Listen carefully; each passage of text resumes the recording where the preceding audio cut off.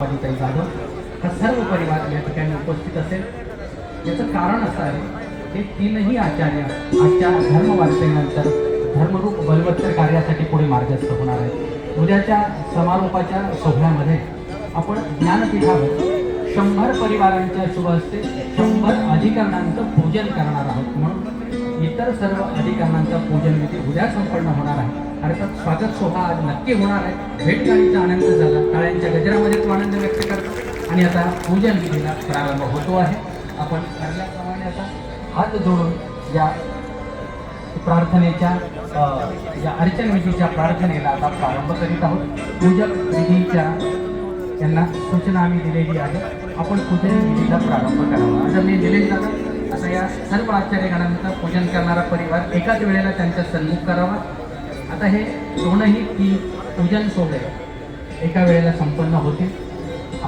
इथे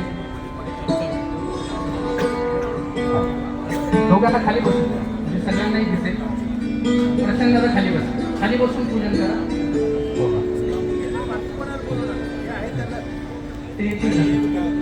मला मराठी समजते, बसून घ्या। अर्चन विधी प्रारंभ झाला, पण हात जोडूया। सुरू कर।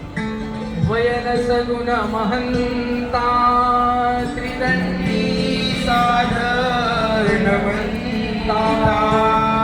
अर्पितो गंधा सदा श्री गुरुवे नमो नमः। श्री गुरुवे नमो नमः। ब्रह्मविद्येचे वेला